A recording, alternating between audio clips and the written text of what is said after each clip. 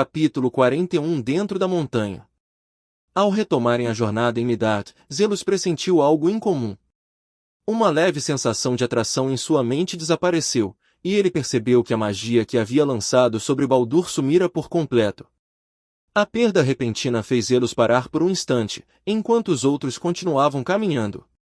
Ele ponderou em silêncio: isso significa que meus feitiços param de funcionar no momento em que saio de um reino? Ou são apenas certos tipos de feitiços que lidam com o tempo ou efeitos contínuos? Talvez a diferença no fluxo temporal entre os reinos interfira com qualquer coisa que deva durar por um longo período. Isso é algo que nunca encontrei antes, e não gosto da ideia de ter uma limitação que ainda não consigo prever. Enquanto Zelos permanecia absorto em pensamentos, a caminhada tornou-se silenciosa, restando apenas o som da neve crocante sob seus pés. De repente, Atreus quebrou o silêncio. Então, o que tem acontecido entre você e Freya? Você acha que ela pode se tornar sua pessoa especial? Perguntou Atreus. A pergunta surgiu tão abruptamente que despertou os Zelos de seus pensamentos. Ele estava tentando analisar a fraqueza de sua magia, e a mudança repentina de assunto o pegou de surpresa. O que acontece na minha vida não é da sua conta, respondeu Zelos. Seu tom era calmo, mas era evidente que ele não esperava ser questionado daquela forma. Mesmo assim, Atreus insistiu, como se estivesse guardando essas perguntas há algum tempo. Bem, quer dizer, ela é meio velha demais para você, não é? Ela é uma deusa. Ela é até mais velha que o papai e a mamãe. Se vocês ficarem juntos, ela não ficaria triste quando sua vida terminasse enquanto ela continuasse viva? Parece uma situação muito desigual. Zelos ouviu em silêncio enquanto Atreus falava. Deixou-o terminar antes de responder, e durante esse tempo refletiu sobre suas palavras. Não vejo isso como um problema, disse Zelos. Existem milhares de histórias em que deuses interferem na vida dos mortais, e a idade deles nunca os impediu. Além disso, eu conheço magia.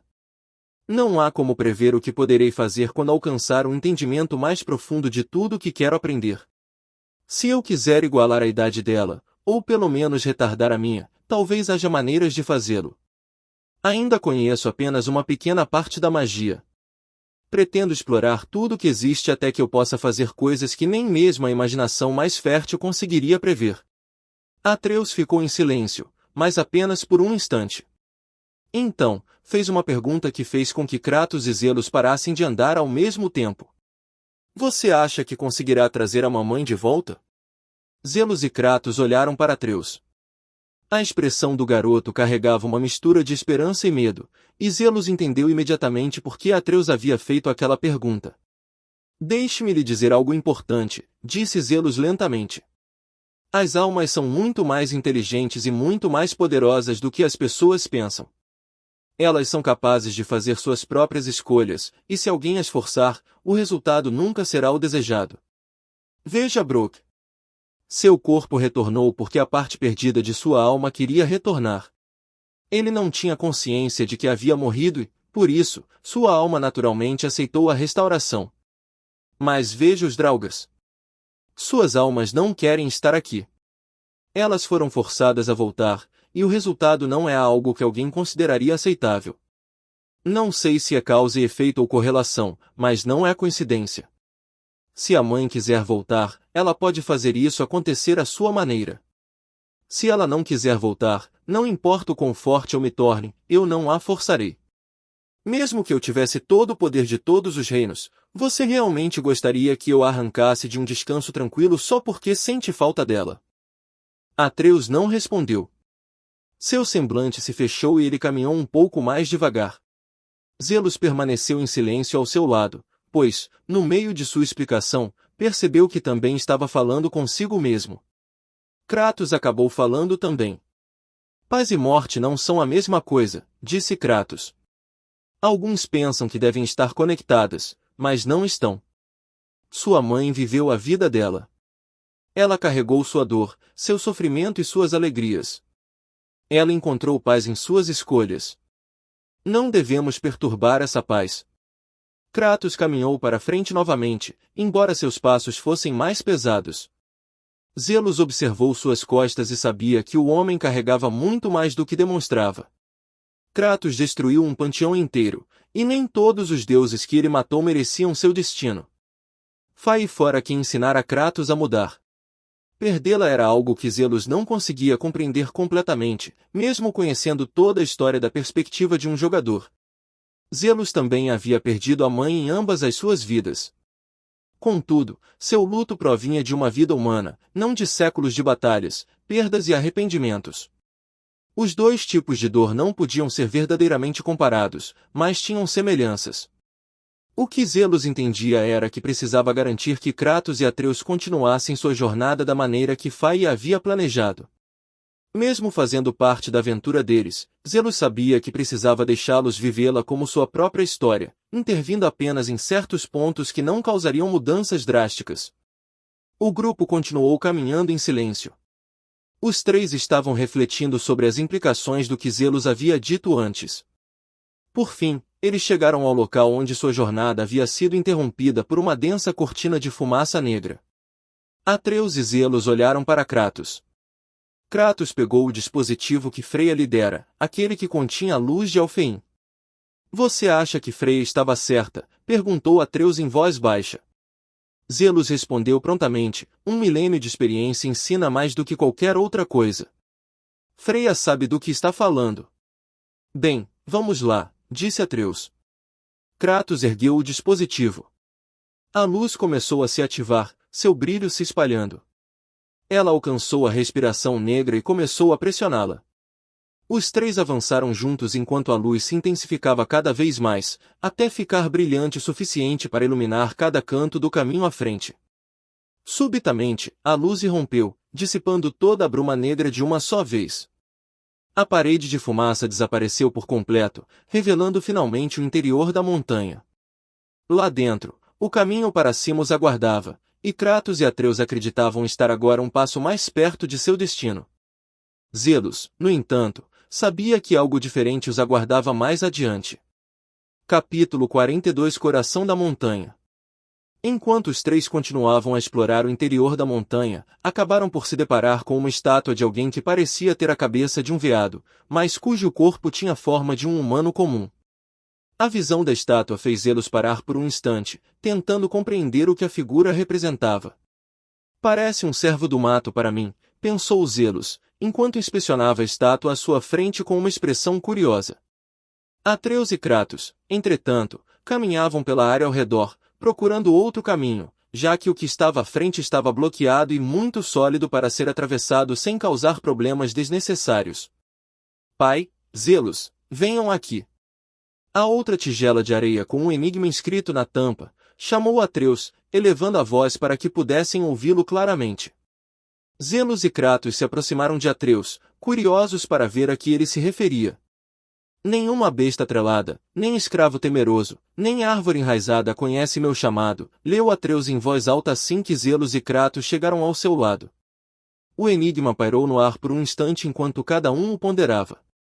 Liberdade, respondeu Zelos, olhando para a tigela, e então disse a Atreus para escrever a runa na superfície da areia.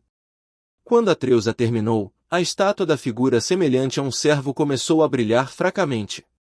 O bastão que ele segurava começou a reunir a luz que emitia, como se estivesse coletando a energia do interior da montanha.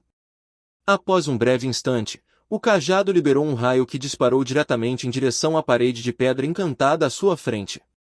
As rochas começaram a desmoronar pedaço por pedaço, e cada camada se desfez à medida que o feixe de luz continuava a emitir seu efeito. Por fim, a parede ruiu completamente, revelando uma passagem secreta que estava escondida atrás dela. Kratos avançou sem hesitar, entrando na passagem estreita, com Zelos e Atreus logo atrás dele. Essa runa me lembra as que vi nos santuários gigantes dentro do templo de Tyr. Você acha que os gigantes estiveram aqui antes? Perguntou Atreus a Kratos, olhando ao redor da passagem. Não sei. As passagens aqui são muito estreitas para gigantes, respondeu Kratos. No instante em que disse isso, Atreus olhou para Zelos, e ambos tentaram disfarçar o divertimento. Zelos conseguiu manter a compostura, mas Atreus falhou, soltando uma risada mais alta que Kratos notou imediatamente. Por que você está rindo? Perguntou Kratos, virando-se para Atreus com confusão. Atreus se recompôs com algum esforço, lançando um olhar para Zelos em busca de ajuda para explicar. Pai, o termo gigantes geralmente se refere à raça, não à altura. É por isso que deveriam ser chamados de Jotun.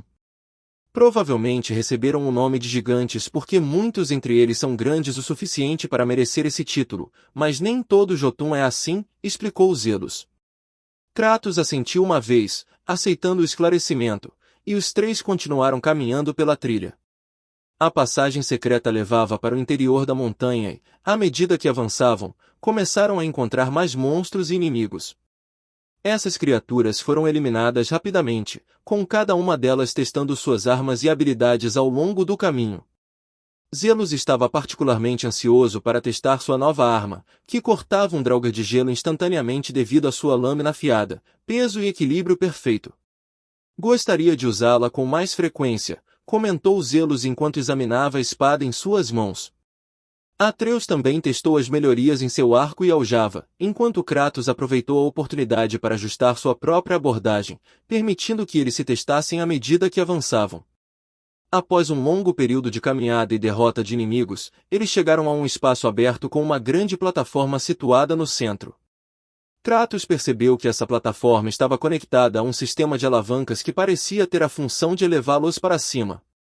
No entanto, ele também percebeu que a plataforma não funcionaria corretamente sem a alavancagem adicional. Os três saltaram em direção à área inferior onde a plataforma estava localizada, e no instante em que aterrissaram, inúmeros Draugrs começaram a surgir. Eles surgiram de todos os cantos, como se estivessem esperando para serem perturbados. Mais monstros começaram a aparecer aleatoriamente pela sala, cercando Kratos, Zelos e Atreus por todos os lados. Percebendo a situação em que se encontravam, os três prepararam suas armas. Zelos decidiu usar um feitiço que desejava testar há muito tempo, mas ainda não havia encontrado o momento certo. Bênção, expulsão sagrada dos mortos-vivos, conjurou Zelos, colocando a mão ao longo da lâmina de sua espada recém-obtida.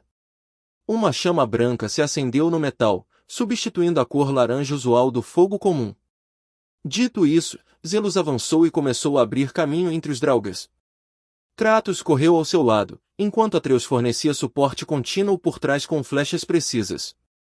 Zelos brandiu sua espada contra um dos Draugrs, e a criatura se desintegrou imediatamente ao contato. Isso fez Zelos sorrir levemente antes de prosseguir com seu próximo movimento. Ele desviou de um golpe iminente, girou para chutar um Draugr que tentava emboscá-lo e se moveu de um inimigo para outro sem permitir que nenhuma de suas armas o tocasse. Ele se inspirou profundamente em seu treinamento com Kratos, controlando cada parte de seu movimento, da força por trás de cada golpe à precisão na ponta da lâmina. Nada foi desperdiçado. Cada ataque, bloqueio e passo se conectava ao seguinte, formando um fluxo suave de movimento contínuo. Passaram-se mais de 30 minutos enquanto os três lutavam juntos. Durante esse tempo, Kratos instruiu Atreus sobre como conservar energia e usar precisão em vez de força ao enfrentar grupos de inimigos. A habilidade de Atreus com o arco melhorou visivelmente, e ele aplicava seu treinamento com menos erros a cada flecha disparada. Quando o último inimigo caiu e a luta cessou, os três subiram na plataforma. Zelos ergueu-a direcionando sua força para cima e, em seguida, cortou a alavanca que a mantinha no lugar, garantindo que não haveria interferência durante a subida. Pai, o que acontece depois que espalharmos as cinzas da mãe? Perguntou Atreus de repente, pensando que a jornada deles estava chegando ao fim. Por agora, é tudo. Mas você estava certo quando disse que a floresta mudou. Devemos nos preparar para quaisquer perigos que possam surgir no futuro, respondeu Kratos com sua voz grave. O que você achas, Zelos? Perguntou Atreus, percebendo que Zelos parecia distraído com alguma coisa. Acho que estou sentindo cheiro de sangue, respondeu Zelos, o que fez com que Atreus e Kratos o olhassem confusos. Antes que qualquer um deles pudesse lhe perguntar mais alguma coisa, um raio concentrado atingiu a plataforma. Zelos reagiu imediatamente e criou uma barreira que os protegeu do impacto. Um grito estridente ecoou de cima, revelando o atacante. Um dragão emergiu da clareira da montanha, cercando-os com hostilidade. A criatura atacou novamente, mas a barreira ainda resistia, forçando o dragão a voar para cima, em direção ao espaço aberto, enquanto Zelos, Atreus e Kratos continuavam subindo na plataforma, ouvindo os gritos distantes da criatura. Capítulo 43 Dragão. Quando os três finalmente pousaram na saliência que dava para fora do interior da montanha, começaram a ouvir os rugidos altos do mesmo dragão que os havia atacado antes. O som ecoava pelas paredes de pedra e, misturado ao ruído, ouvia-se uma voz familiar que transmitia um pânico muito nítido. Ah, sai daqui, sai daqui! A voz que se seguiu era inegavelmente a de Sindri, aguda e trêmula, o que imediatamente fez Atreus entrar em pânico.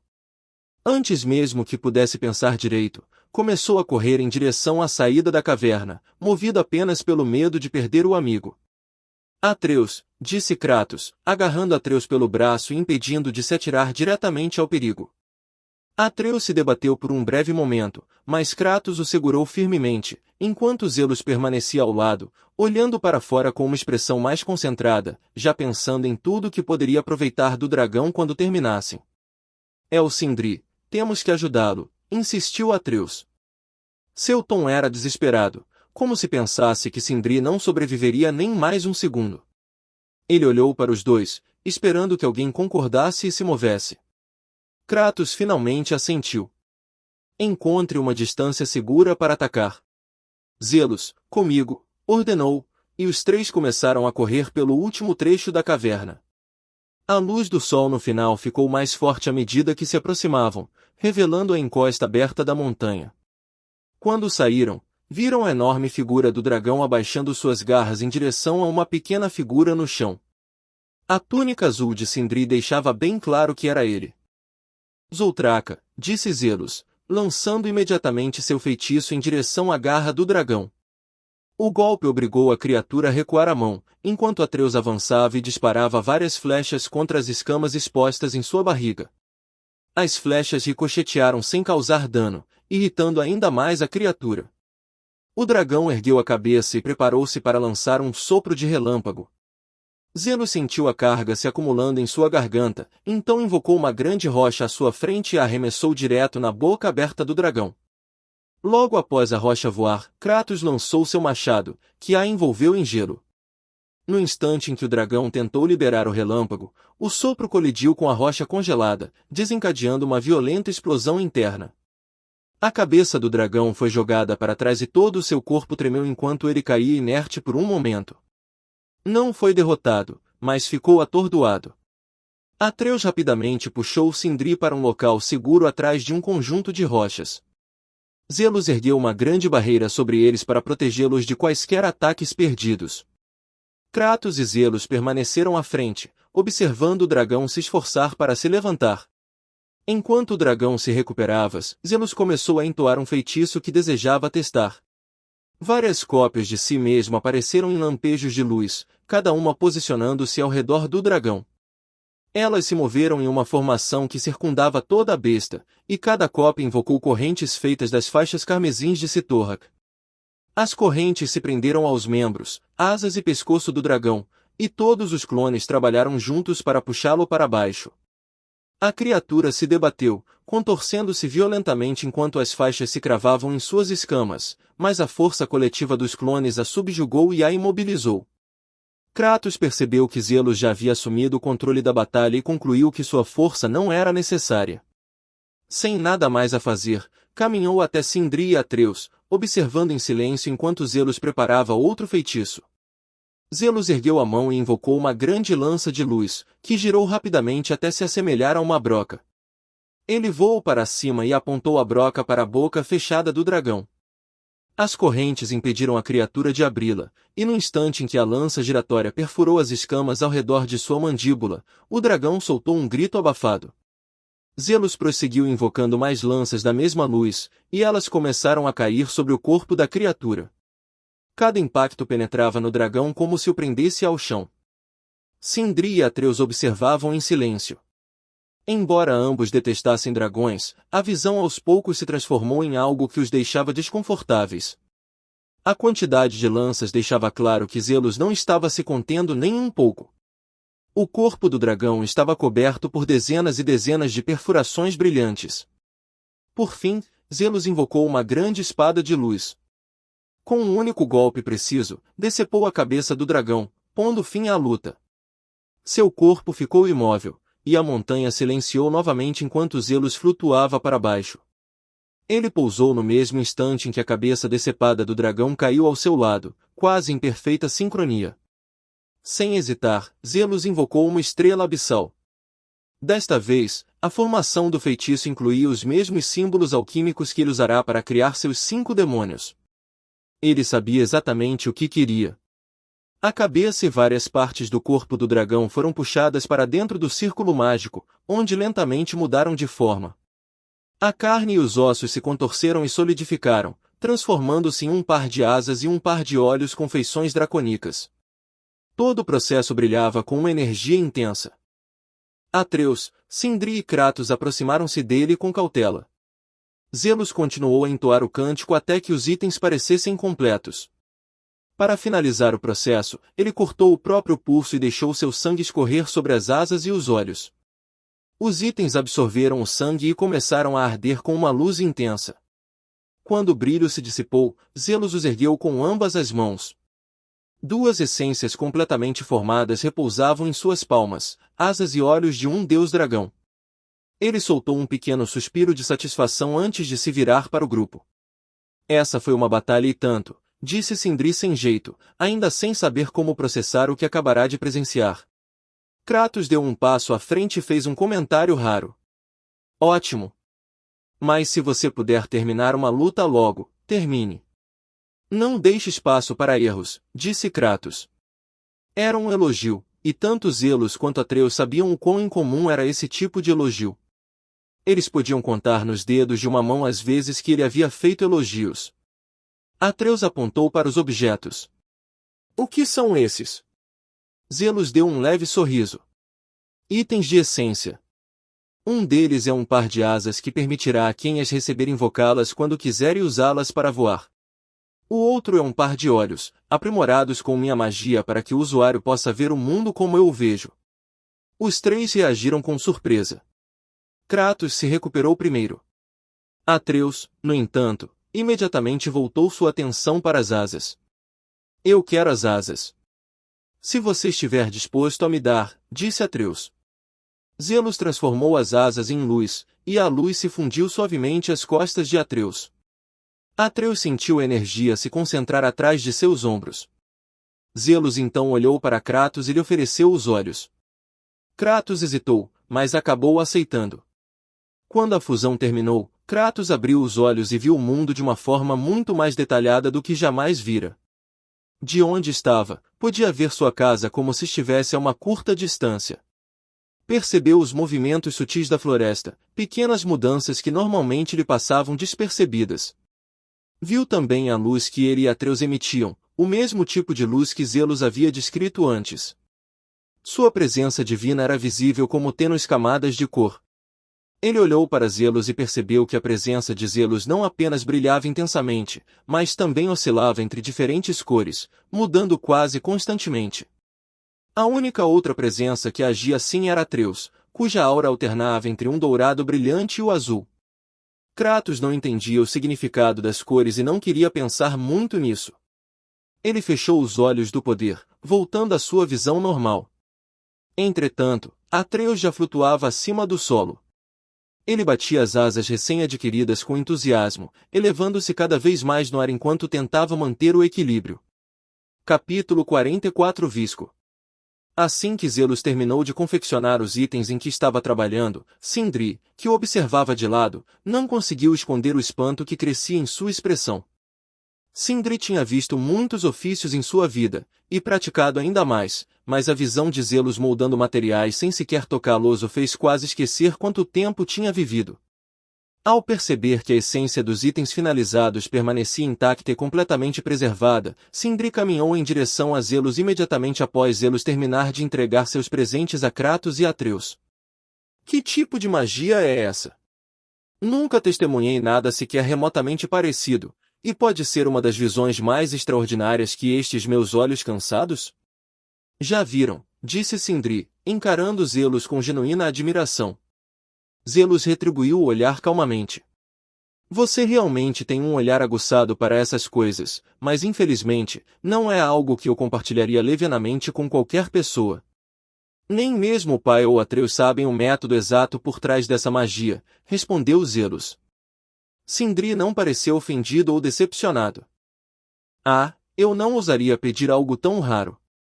Poder assistir a isso, mesmo que uma única vez, já é algo que guardarei com carinho por muito tempo. Quando se vive tanto quanto eu, percebe-se que quase nada no mundo consegue surpreender. E aqui estou eu, me sentindo como um jovem artesão novamente, disse Sindri, antes de começar a vasculhar sua bolsa. A bolsa parecia pequena, não maior que uma simples bolsinha retangular que cabia na palma da mão. No entanto, a profundidade do espaço interno e os itens que Sindri tirou de lá não correspondiam à sua aparência externa. Utilizava o mesmo princípio espacial do cubo que Zelos usava para guardar seus pertences, uma técnica que comprimia os objetos até que fossem invocados pela magia de Zelos. Após procurar por um longo momento, Sindri retirou um feixe de flechas verdes. Zelos, que já sabia qual seria o papel dessas flechas no futuro, não demonstrou surpresa.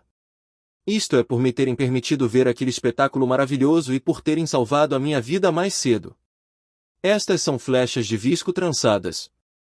Voam mais retas do que qualquer outra coisa, tão retas que até Indal teria dificuldades em voar contra elas, disse Sindri, entregando-as a Zelos. Zelos aceitou-as sem hesitar. Obrigado, mas acho que você pode estar entregando para a pessoa errada. Eu não uso arco, respondeu Zelos. Sindri piscou e então percebeu seu erro. Ele pegou as flechas de volta de Zelos e as entregou a Atreus, que acabará de pousar depois de testar as asas que receberá anteriormente. Ah, obrigado. Brock já trabalhou no meu arco, então ele não precisa mais de flechas, mas obrigado mesmo assim, disse Atreus. Seu tom ofendeu Sindri sem querer, que começou a divagar sobre como os métodos de Brock eram ultrapassados. E como o trabalho artesanal de Brock carecia de certos refinamentos que Sindri acreditava que só ele poderia proporcionar. A conversa fiada acabou levando Sindri a tirar um dente do bolso, um dente que lembrava os dentes do dragão que Zelos havia enfrentado recentemente. Sindri imediatamente começou a encantá-lo. Quando terminou, ele passou o dente encantado na corda do arco de Atreus. Zelos sabia que uma única passada normalmente era suficiente para esse tipo de aprimoramento, mas Sindri o passou mais de 10 vezes, com visível irritação. Quando Sindri recuou, Atreus puxou a corda do arco para testá-lo. Uma densa onda de relâmpagos se formou muito mais rápido do que antes, e Atreus a puxou até o limite antes de disparar. A flecha de energia viajou em linha reta e atingiu um aglomerado de cristais vermelhos que eram conhecidos por explodir ao menor contato. O impacto causou uma grande explosão que foi ainda mais amplificada pelo aprimoramento de Sindri. A explosão foi tão poderosa que quase igualou a força produzida por Zelos ao conjurar uma magia básica de bola de fogo, embora a área de efeito da explosão tenha sido visivelmente maior. Kratos, que ainda mantinha os olhos atentos à magia, viu a energia se concentrar no arco de Atreus e olhou para Zelos. Zelos observava a explosão com o mesmo olhar atento. Incrível, murmurou Atreus, sem conseguir dizer mais nada. Sindri explicou com orgulho cada detalhe da melhoria que fez no arco, satisfeito por o resultado ter superado suas expectativas. Os três retomaram a jornada em seguida, deixando Sindri para trás para limpar os destroços que Atreus havia criado acidentalmente. Enquanto Kratos caminhava ao lado de Zelos, iniciou uma conversa. É assim mesmo que você vê o mundo? Através de cores e padrões que refletem sua natureza, perguntou Kratos. Zelos ficou visivelmente surpreso com o interesse de Kratos em tais detalhes. Sim, e há algo que você deve saber. Se você observar Atreus atentamente, verá uma substância negra se acumulando ao seu redor. Ela se forma devido à sua incerteza e à sua falta de conhecimento sobre quem ele é. Ele pode parecer bem agora, mas quando essa escuridão se tornar grande e visível o suficiente para que você não precise mais procurá-la, isso não será bom para ele, explicou Zelos. Kratos olhou para Atreus novamente, pela primeira vez, viu a tênue essência que Zelos descrevera. Era algo que ele não tinha como perceber antes. A visão fez com que Kratos sentisse uma preocupação silenciosa, porém intensa. Você pode remover isso? Perguntou Kratos. Zelos balançou a cabeça negativamente. Não. Posso impedir que se espalhe, mas só você pode removê-lo completamente, respondeu Zelos. Kratos ficou em silêncio enquanto Atreus continuava à frente, ajustando e consertando a alça de sua aljava. Ao ver isso, Kratos acelerou o passo e alcançou Atreus. Colocou a mão em seu ombro e usou uma das flechas de Atreus para prender a alça da aljava de volta no lugar. Suportamos a dor. Armas defeituosas, não, disse Kratos, oferecendo uma orientação simples, porém firme. Atreus assentiu. Zelos os observava em silêncio por trás e soltou um pequeno suspiro, percebendo que mais uma vez falhara em persuadir Kratos a contar a verdade a Atreus. Ele entendia que Kratos acabaria procurando Freya por causa disso. Os três continuaram avançando pela montanha até chegarem a uma área que exigia escalada. Atreus começou a ascender lentamente usando suas asas, enquanto Kratos o lembrava de ir mais devagar e controlar o ritmo, e Zelos flutuava ao lado deles em velocidade constante. Capítulo 45 O homem mais inteligente do mundo. Enquanto os três começavam a escalar em direção ao cume da montanha, Kratos não permitiu que Zelos voasse diretamente para cima, embora Zelos pudesse ter chegado ao topo com pouco esforço.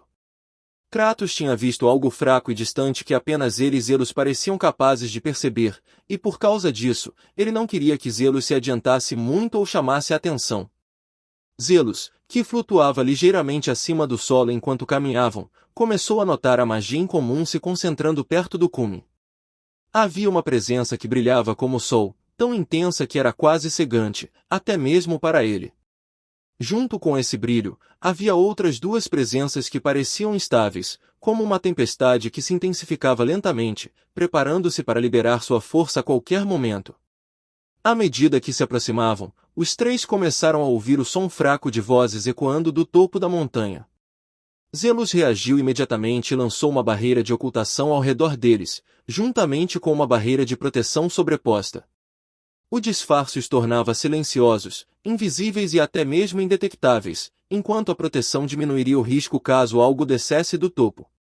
Vocês dois ouvem essas vozes? Perguntou Atreus, baixando a voz, embora não tivesse certeza se isso importava. Quieto, garoto, respondeu Kratos em tom sério. Não se preocupe.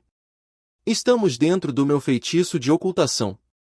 Mesmo que você gritasse a plenos pulmões, nenhum deles conseguiria ouvir nada, disse Zelos. Atreus, curioso e querendo testar, elevou a voz e gritou bem alto. O feitiço resistiu, mas Kratos ficou irritado com o risco desnecessário. Garoto, disse Kratos bruscamente, com um olhar que fez Atreus encerrar seus testes imediatamente, embora Kratos não o tenha repreendido mais. À medida que se aproximavam, as vozes tornavam-se mais audíveis. Você sabe por que estamos aqui? Minha última visita conseguiu fazer você falar, disse uma voz que Kratos reconheceu imediatamente. O tom, a maneira de falar e a forma das palavras eram todos iguais aos de Baldur, o mesmo homem com quem haviam lutado e derrotado antes.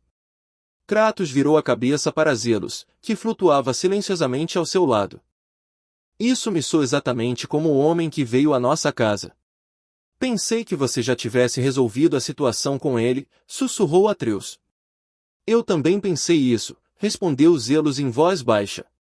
Kratos fez com que ambos parassem de falar para que ele pudesse se concentrar na conversa que acontecia acima deles. Vejo que trouxe companhia desta vez. Deve ser importante se os filhos de Thor estão dispostos a mostrar seus rostos.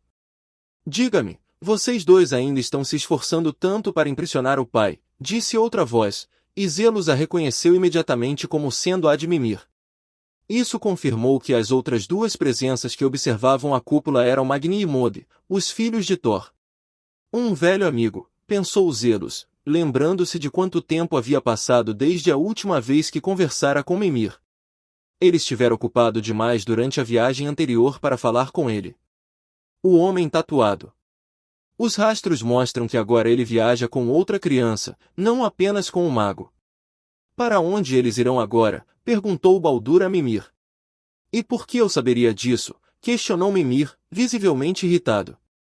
Você é o homem mais inteligente do mundo, não é? Disse Magni para Mimir. Mais esperto que todos os mortos também, respondeu Mimir em tom seco e sarcástico. Você me ajuda, e eu te ajudo. Diga-me onde eles estão, e eu falarei com Ode sobre a sua situação, disse Baldur, tentando fazer um acordo. Mimir o interrompeu antes que ele pudesse terminar. Seu pai não vai me libertar, Baldur, e não vai deixar você me matar. Você não tem absolutamente nada a oferecer. Então, pegue suas ameaças, pegue suas perguntas, pegue esses dois idiotas inúteis e vá embora. Mimir os insultou sem hesitar, sabendo que nenhum deles poderia feri-lo sem a permissão do próprio Odin.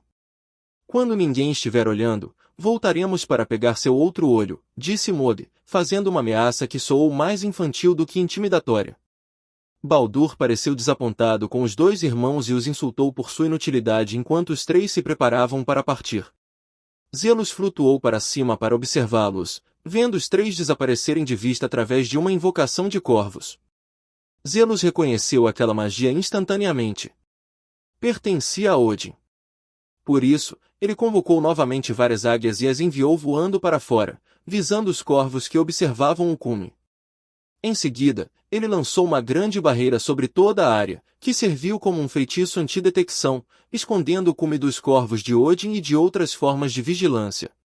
Kratos finalmente alcançou o topo, com Zelos e Atreus pousando perto dele assim que ele estava em segurança no cume. Mimir, ainda amarrado e incapaz de se mover, pressentiu algo estranho, mas não conseguia entender o que havia mudado no ambiente. Zelos havia aprimorado sua magia de ocultação a tal ponto que nem mesmo alguém com os olhos, o conhecimento e a percepção de Mimir seria capaz de detectá-la. Zelos então desfez o feitiço de ocultação, permitindo que fossem vistos novamente. Mimir pareceu surpreso ao notar as águias circulando ao redor, criaturas que não via há vários dias. O próprio assunto da conversa. O homem tatuado viajando com uma criança feiticeira e outra criança, disse Mimir, acenando com a cabeça na direção deles. Kratos se virou para Atreus, que permanecia em silêncio ao seu lado. Garoto, verifique o rastro deles e certifique-se de que estamos sozinhos, ordenou Kratos. Atreus tentou argumentar, mas Kratos elevou a voz, não lhe deixando escolha a não ser obedecer. Zelos permaneceu ao lado do pai, observando em silêncio. Ele não sabe o que você é, disse Mimir a Kratos, já compreendendo a tensão tácita entre Kratos e Atreus, enquanto lançavam um olhar cúmplice a Zelos. E eu gostaria que continuasse assim. Quem é você? Perguntou Kratos. Mimir pigarreou, preparando a mesma introdução de sempre. Zelos revirou os olhos levemente, reconhecendo a rotina familiar. Eu? Sou o maior embaixador dos deuses, dos gigantes e de todas as criaturas dos 9 reinos. Conheço cada canto destas terras, cada idioma já falado, cada guerra já travada e cada acordo já feito. Chamam-me Mimir, o homem mais inteligente que existe, e tenho a resposta para todas as suas perguntas, anunciou Mimir com orgulho. Antes que Kratos pudesse responder, Zelos falou primeiro. Você ainda não mudou, Mimir, disse Zelos. Mimir se virou para ele e sorriu. Meu amigo, já faz muito tempo. Devo dizer que sua verdadeira forma, a de uma criança, não era algo que eu esperava. Fiquei bastante surpreso, respondeu Mimir afetuosamente. Ele sabia que ela queria que espalhássemos suas cinzas no pico mais alto de todos os reinos, explicou Atreus. A expressão de Mimir suavizou-se, tornando-se quase compassiva. Então você veio ao lugar errado, irmãozinho. O pico mais alto não fica aqui em Midgard. Fica em Jotunheim, o reino dos gigantes, disse Mimir. Kratos e Atreus se enrijeceram de frustração. Não foi isso que ela quis dizer, disse Kratos, tentando negar, mas Mimir insistiu no assunto. Vejam só. Esta é a última ponte conhecida para Jotunheim. Aquela montanha ali, com a forma da ponta do dedo de um gigante tocando o céu, é o verdadeiro pico mais alto de todos os reinos. Não está. Mimir mostrou-lhes a montanha através de uma ilusão. Por que não podemos usar aquela ponte? Temos a Bifrost, perguntou Atreus. Quando os gigantes destruíram as outras pontes, trancaram está com uma runa secreta. Se a runa ainda existe, só um gigante a conheceria, disse Zelos ao entrar, deixando claro que já entendia a situação. Mas os gigantes deixaram Midgard há muito tempo, respondeu Atreus. É verdade. Mas hoje, o destino reservou algo incomum. Apenas 2 seres vivos podem levá-lo aonde você precisa ir. Felizmente para você, minha agenda está livre, respondeu Mimir, deixando Kratos e Atreus ainda mais confusos. 2? Quem é o segundo? Perguntou Atreus. Zelos respondeu imediatamente. Eu. Mimir está se referindo a mim. Sou um dos poucos que conseguem falar essa língua obscura, disse Zelos. Língua obscura? Espere, você quer dizer? Começou Atreus. Sim. Posso falar com a serpente do mundo, respondeu Zelos. Atreus pareceu chocado, enquanto Kratos apenas demonstrou leve surpresa, mas claramente refletia sobre as implicações. Por que você não falou com ele antes? E por que não nos contou? Perguntou Atreus. Primeiro, eu não tinha motivo para falar com ele. Deveria incomodá-lo só porque posso? Segundo, eu disse algo antes que deveria ter deixado isso óbvio. Eu disse que, como nenhum de vocês fala aquela língua obscura, vocês não o entenderiam mesmo se ele falasse. Presumi que isso bastasse, mas aparentemente não, disse Zelos. Kratos então perguntou, o que precisamos fazer, Zelos? Zelos olhou para Mimir e depois para Kratos. Podemos levar Mimir conosco? Ter alguém experiente é melhor do que ficarmos tentando adivinhar tudo. Kratos estudou Mimir por um momento antes de finalmente responder. Certo. O que deve ser feito? Zelos assentiu com satisfação, enquanto Atreus e Mimir reagiram com entusiasmo. Atreus imediatamente começou a fazer perguntas a Mimir, enquanto Kratos permanecia em silêncio, ainda processando tudo. Eu cuido disso. Mimir, você está pronto para a sua liberdade? Perguntou Zelos. Mimir congelou, os olhos arregalados em descrença. Quer dizer que você descobriu? Perguntou Mimir, mal conseguindo manter a voz firme. Zelos assentiu, e Mimir quase pulou de alegria, embora Kratos e Atreus estivessem mais uma vez confusos. O que está acontecendo? Perguntou Atreus. Mimir está preso aqui por Odin. Nenhuma arma, nem mesmo o martelo de Thor, pode libertá-lo. Quando conheci seu irmão, ele começou a desenvolver um feitiço anti-aprisionamento. Parece que ele finalmente o terminou, explicou Mimir. Atreus olhou para Zelos. Vocês dois se conhecem. Explicarei mais tarde. Por agora, vou libertá-lo, disse Zelos. Em seguida, ergueu a mão e invocou complexos círculos de magia ao redor da árvore. Os círculos brilharam antes de se desfazerem em inúmeras pequenas borboletas, cada uma pousando sobre as runas esculpidas na madeira. Cada borboleta absorvia uma porção da magia que mantinha as amarras no lugar. Quanto mais borboletas apareciam, mais a magia enfraquecia e rachaduras começavam a se formar na superfície da árvore. Zelos analisava tudo enquanto acontecia, cada fragmento de magia absorvida sendo processado e armazenado em sua mente. A madeira acabou se partindo completamente quando as runas finais desmoronaram. No instante seguinte, Mimir caiu para a frente, livre de uma maldição que o aprisionara por tanto tempo. Seu corpo ficou exposto e Zelos imediatamente conjurou roupas para ele. Mimir ficou incrédulo, tocando o peito e os braços como se ainda esperasse que as amarras permanecessem. Pela primeira vez desde que os 3 chegaram ao topo, Mimir estava completamente livre, vivo e capaz de ficar de pé sozinho. Capítulo 48, Capítulo 47, A Magia de Mimir. Obrigado, irmãozinho. Eu realmente não imaginava que uma simples conversa me levaria à liberdade. O destino tem uma maneira muito peculiar de conectar as pessoas, disse Mimir, ainda com um tom de agradável surpresa. Antes que pudesse dizer mais alguma coisa, Kratos se colocou à sua frente, projetando uma sombra que fez Mimir se endireitar. Por que o filho de Odin nos caça? Perguntou Kratos. Era a pergunta que ele tentará fazer antes, mas os eventos que se seguiram à libertação de Mimir por Zelos o haviam impedido de continuar. Mimir cantarolou enquanto pensava. Há lacunas no meu conhecimento, irmão, mas não me falta inteligência. Se me der tempo, posso juntar as peças. Kratos assentiu, aceitando aquela resposta por hora. Parabéns pela sua liberdade. Deve ser ótimo finalmente poder se movimentar de novo, disse Atreus de repente ao se aproximar de Mimir. É uma sensação boa, rapaz. E um ato como me libertar não é algo que eu possa deixar sem recompensa, respondeu Mimir. Ele então se virou para Zelos, que observava silenciosamente ao lado. Você não precisa me retribuir nada. Seu conselho já foi suficiente.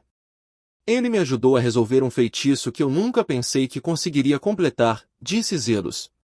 Seu tom deixava claro que ele falava sério. Bobagem. Meu conselho não custa nada, especialmente vindo de um amigo. Mas este ato vai além de um conselho, e me recuso a deixá-lo sem pagamento. Diga-me o que deseja, e farei o que puder para lhe dar, disse Mimir. Zelos hesitou. Ele não queria que Mimir se sentisse em dívida, mas a expressão no rosto de Mimir deixava claro que nada o faria mudar de ideia. Tudo bem, se você insiste. Me ensine qualquer magia que você possa ensinar, disse Zelos sem pensar muito nas palavras. Em sua mente, Mimir lhe ensinaria um único feitiço ou técnica. No entanto, Mimir, que antes era conhecido como Puck nascerá no mundo das fadas, interpretava as palavras ao pé da letra. Então, quando surgiu a oportunidade de contribuir mais, ele não hesitou. Muito bem. Ensinarei a você toda a magia que eu puder. Esse é o nosso acordo, disse Mimir. Enquanto falava, uma ilusão se formou ao seu redor e se expandiu lentamente até se assemelhar a uma biblioteca inteira, claramente conectada à mente de Mimir, e não a qualquer estrutura física. O que é isso, Mimir? Perguntou o Zelos. Ele não esperava nada dessa magnitude. Estou apenas cumprindo o acordo. Você me pediu para lhe ensinar qualquer magia que eu possa ensinar, e sou capaz de ensinar tudo o que está contido em minha mente. Este é um dos feitiços. Posso transferi-lo diretamente para sua cabeça, respondeu Mimir. Atreus e Kratos permaneceram em silêncio ao lado, sem saber se deveriam intervir ou permanecer calados. O silêncio deles só aumentou a tensão. Não, não era isso que eu queria dizer. Um feitiço teria sido suficiente, disse Zelos rapidamente. Mimir balançou a cabeça. Desculpe, irmãozinho, mas eu sempre sigo à risca os termos do acordo, disse Mimir. Antes que Zelos pudesse impedi-lo, um feixe de luz concentrado conectou a mente de Mimir a de Zelos. A informação começou a fluir para Zelos a uma velocidade que lhe dificultava até mesmo identificar os fios individuais do conhecimento. A transferência, no entanto, não foi caótica. Cada feitiço, ritual e conceito teórico chegou de forma perfeitamente organizada. Mimir acumulou conhecimento ao longo de várias vidas. A maior parte desse conhecimento era proveniente da magia da natureza e da magia da ilusão, que lhe fora ensinada por seu antigo mestre muito antes de conhecer Odin. Havia também fragmentos de conhecimento extraídos de várias raças que viviam em Yggdrasil, juntamente com alguns feitiços que ele aprendeu durante seu serviço a Odin. Centenas de milhares de feitiços e rituais inundaram a mente de Zelos. Cada um vinha acompanhado do raciocínio detalhado por trás de sua criação, seus possíveis usos, contramedidas, fraquezas e as condições necessárias para dominá-lo. Embora a transferência tenha durado 10 minutos, Zelos a vivenciou como se estivesse em um estado onírico por muito mais tempo. Quando a luz finalmente se dissipou, sua cabeça parecia dolorosamente pesada com as novas informações. Mas, além da dor, havia clareza. Em poucos minutos, ele se tornará um mestre da magia da ilusão, da magia da natureza e até mesmo de algumas vertentes da magia arcana. Isso é demais, Mimir. De verdade. É muito mais do que eu esperava, disse Zelos, levando a mão à testa. Mimir simplesmente balançou a cabeça. Quando fui aprisionado, nenhuma da magia que eu havia reunido pôde me libertar. Todo o meu conhecimento se tornou inútil no momento em que eu mais precisava dele. Foi uma lição dura, e se tivesse a oportunidade, eu ainda reuniria esse conhecimento novamente. Você me deu a liberdade. Transmitir meu conhecimento é o mínimo que posso fazer. Zelos permaneceu em silêncio, incapaz de argumentar. A sinceridade de Mimir não deixava nada a contestar. Muito bem, então. Eu aceito. Essas magias não existem neste reino e não podem ser aprendidas por meio de estudo regular. Seria tolice rejeitar algo que não pode ser obtido novamente, disse Zelos. Atreus piscou. Espere. Por que você possui magia que não é deste reino? Ah, eu não sou daqui, rapaz. Venho de uma terra distante com um nome que já não uso. Quando cheguei a estas terras, escolhi viver como um homem diferente. Mas essa é uma história para outra hora, disse Mimir. Atreus aceitou a resposta com relativa facilidade, enquanto Kratos observava Mimir com uma vaga compreensão. Kratos também havia deixado para trás uma terra natal, e as palavras de Mimir suscitaram questões que Kratos não expressou. Chega! Precisamos continuar nossa jornada. Para onde vamos agora, Mimir? Perguntou Kratos após um momento de silêncio. Iremos até o local onde o último gigante que resta em Midgard reside. Perto dali, vocês encontrarão uma plataforma com uma corneta. Toquem nela para invocar a serpente do mundo, explicou Mimir. Os quatro então caminharam em direção ao penhasco. Zelos lançou um feitiço de voo em Kratos para que todos pudessem descer no mesmo ritmo. Zelos já era capaz de flutuar sozinho, enquanto Atreus e Mimir invocaram asas em suas costas. Os quatro saltaram do penhasco e desceram lentamente em direção à floresta, certificando-se de não perder tempo no longo caminho até lá embaixo. Capítulo 49, Capítulo 48 Conversas com a Serpente do Mundo. Os quatro desceram rapidamente até a área onde Zelos havia matado o dragão. Juntos, refizeram seus passos pela trilha da montanha. Durante a descida, Atreus caminhou ao lado de Mimir e continuou a lhe fazer perguntas sem parar. Será que a serpente do mundo realmente falaria conosco? E se ela ficar irritada por termos a interrompido? Perguntou Atreus, enquanto Mimir ouvia com uma expressão paciente. Não exatamente, garotinho. Poucos sabem disso, mas Jormungandr gosta de conversar. O problema é que ele fala uma língua morta, mais antiga que estas próprias montanhas. Quase ninguém vivo sabe entendê-la. Só eu e Zelos conseguimos falar fluentemente, respondeu Mimir. Atreus pareceu pensativo, enquanto uma ideia se formava em sua mente. Você acha que poderia me ensinar a falar com a serpente do mundo? Da mesma forma que ensinou Zelos, perguntou Atreus, claramente interessado na ideia de aprender outra língua antiga. Talvez você nem precise de instrução formal. Assim que ouvir Mimir falar, você poderá aprender mais rápido do que qualquer um de nós espera. Você é muito mais talentoso do que eu quando se trata de idiomas, disse Zelos. Ele sabia perfeitamente que Atreus tinha um dom natural para entender palavras e símbolos. Ode havia se apoiado nessa mesma habilidade durante a busca pela máscara. Você realmente acha isso? Perguntou Atreus, virando-se para Zelos com um olhar esperançoso. Zelos apenas assentiu com a cabeça. Mimir observou a conversa com interesse. Se for esse o caso, então você também pode ter um grande talento para magia. A verdadeira feitiçaria começa com a compreensão dos fundamentos da linguagem. Aqueles que dominam as raízes das palavras muitas vezes se tornam conjuradores excepcionais, disse Mimir, e os olhos de Atreus brilharam de entusiasmo.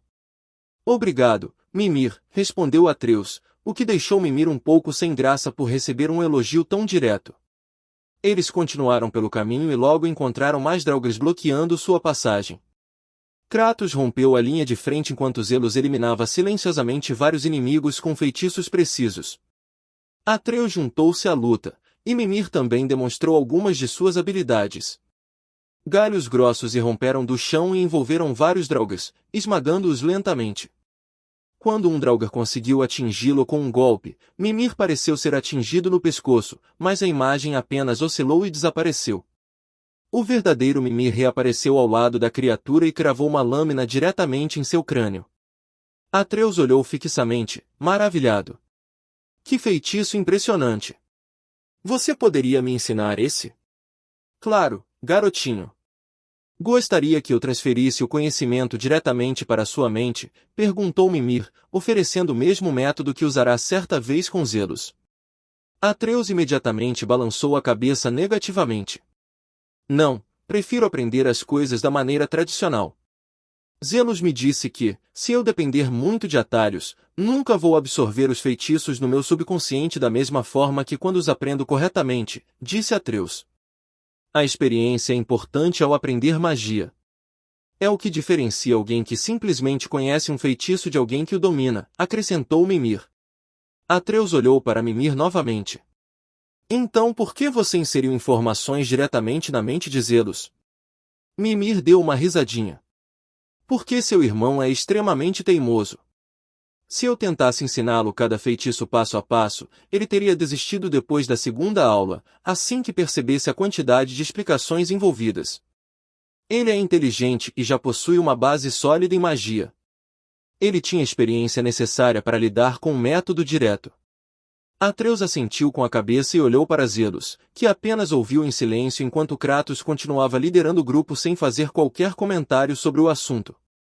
Após uma longa caminhada e refazendo o caminho, eles finalmente chegaram à ponte. Mimir então começou a guiá-los em direção à trompa incrustada na antiga estrutura. Assim que a alcançaram, Mimir se preparou. Muito bem, me desejem sorte, disse ele enquanto tocava a buzina. O som ecoou por todo o lago. Até mesmo a superfície calma da água tremia com pequenas ondulações. Ao longe, o enorme corpo serpentino se deslocou, estendendo-se pela cordilheira. A serpente do mundo ergueu lentamente a cabeça, elevando-se o suficiente para que os quatro pudessem ver seus olhos gigantescos. Sem aviso prévio, Jormungandr atacou repentinamente a estátua de Thor que estava no lago. Ele esmagou a figura de pedra e a mastigou em grandes pedaços antes de engoli-la inteira. Por que ele está fazendo isso? Não o machuca? Perguntou Atreus enquanto observava a cena se desenrolar. Para responder à sua primeira pergunta, Odin construiu aquela estátua para homenagear Thor. A serpente do mundo despreza, então ele provavelmente estava cansado de olhar para ela. E quanto à segunda pergunta, bem, ele e Thor compartilham um passado desagradável. Ou compartilharão. Acordar e ver a estátua deve tê-lo irritado mais do que engolir pedaços de pedra, explicou Mimir. Ele viu Atreus se preparando para perguntar mais, mas Kratos o interrompeu. Não. Nossa única preocupação é Jotunheim, disse Kratos firmemente. Zelos então se aproximou de Atreus. Observe a conversa com atenção. Mesmo que você ainda não entenda as palavras, tente observar como eles falam. Mimir começou a falar com a serpente do mundo na língua antiga. A princípio, Jormungandr pareceu irado, erguendo-se como se estivesse se preparando para atacar. Mimir rapidamente esclareceu o mal-entendido. Ele conhece a dor da sua perda. Ele nos ajudará, afirmou Mimir, e a serpente do mundo baixou a cabeça. Em seguida, empurrou a ponte para que mudasse de posição em direção ao destino pretendido. Antes de se mover completamente, a atenção de Jormungandr voltou-se para Atreus e Zelos. A serpente emitiu uma longa série de sons profundos que apenas Zelos e Mimir conseguiam entender. Eu conheço esses dois, disse a serpente do mundo. A declaração surpreendeu Mimir. Interessante, comentou Mimir em voz baixa enquanto a ponte continuava a se mover. Atreu, curioso e impaciente, perguntou, o que ele disse, Mimir? Ele mencionou algo importante? Ah, não precisa se preocupar com nada, respondeu Mimir, embora Atreus claramente não acreditasse nele e se virasse para Zelos. Ele disse que nos conhece. Se eu tivesse que adivinhar, diria que ele nos encontrou no futuro. Há uma história antiga que Mimir me contou uma vez. Durante o Ragnarok, Thor e a serpente do mundo lutaram com tanta violência que a força da luta abalou toda a árvore Yggdrasil. A serpente do mundo foi arremessada através do tecido do tempo e enviada de volta ao passado. É apenas uma história, então não a levem muito a sério, mas ela coincide com o que ele disse, explicou Zelos. Atreus ouviu atentamente enquanto Mimir continuava conversando em voz baixa com Kratos sobre quais deveriam ser seus próximos passos. Capítulo 50, Capítulo 49, Contos de Mimir. Escutem com atenção. Precisamos de duas coisas antes de chegarmos à Terra dos Gigantes. Primeiro, precisamos aprender a runa de viagem que permite viajar entre os reinos até Jotunheim. Segundo, precisamos gravar essa runa no outro portal especial, explicou Mimir a Kratos enquanto Zelos e Atreus ouviam em silêncio. Eles ainda estavam sendo levados pela corrente que a Serpente do Mundo criou ao mover a ponte. O portal onde o encontramos pela primeira vez, Mimir, perguntou a Atreus para ter certeza de que havia entendido. Correto. Embora os gigantes, em sua infinita sabedoria, tenham garantido que nenhum cinzel comum pudesse gravar aquela runa. Somente a ponta de um cinzel mágico pode abrir aquele portão.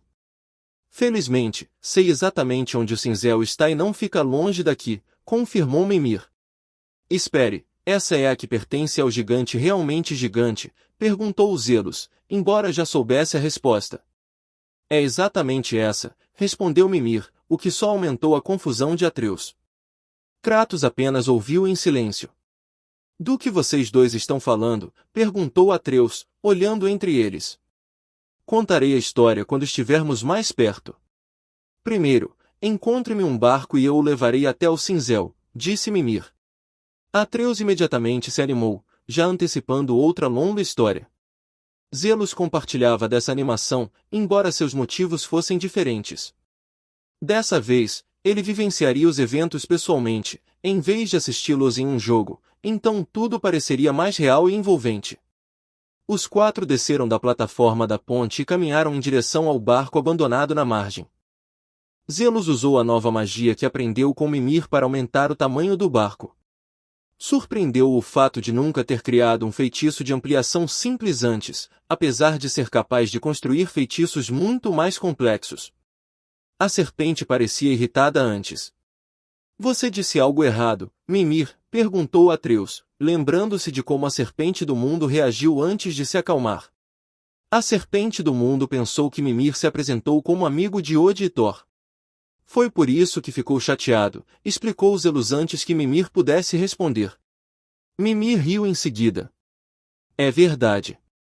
Perdoe-me, garotinho. Nunca falei a língua dos mortos sóbrio, admitiu Mimir. Atreus suspirou aliviado, grato por o mal-entendido não ter resultado na serpente partindo-os ao meio. Vamos, disse Kratos. Seu tom deixava claro que sua paciência já havia sido testada pela conversa incessante. Os três embarcaram no barco ampliado sem problemas, e havia espaço mais do que suficiente para todos, graças à magia que Mimir havia ensinado a Zelos. Este feitiço é incrivelmente conveniente. Estou sinceramente surpreso por nunca ter pensado nisso antes, disse Zelos. Mimir sorriu amplamente, claramente satisfeito por finalmente estar em uma aventura novamente depois de ficar preso em uma árvore por tanto tempo. Ninguém está mais surpreso do que eu, irmãozinho. Você consegue criar magia avançada com mecânicas complexas que até eu tenho dificuldade em entender, mas técnicas simples como essa parecem passar despercebidas por você, provocou Mimir. Então, algo inesperado aconteceu, fazendo com que Zelos e Atreus parassem por um instante. Kratos falou. Um erudito que almeja as estrelas muitas vezes se esquece da grama que pisa. Muitos guerreiros fazem o mesmo. Eles se concentram demais em técnicas avançadas e se esquecem do básico do treinamento. Eu te ensinei a evitar esse erro, mas parece que você se esqueceu, Zelos, disse Kratos. Suas palavras eram calmas, mas carregadas de peso. Atreus olhou para Kratos com os olhos arregalados, quase em choque. Zelos teve a mesma reação. O que foi isso? Zelos, você também ouviu? Perguntou Atreus. Eu ouvi. Não esperava que meu pai dissesse algo assim. De onde você tirou isso? Perguntou Zelos. Kratos respondeu simplesmente, da sua mãe. No instante em que ele disse isso, Zelos e Atreus se calaram. A brincadeira que estavam prestes a começar desapareceu imediatamente. Kratos normalmente não mencionava Fai de forma tão casual, e até ele pareceu perceber que havia falado mais do que pretendia.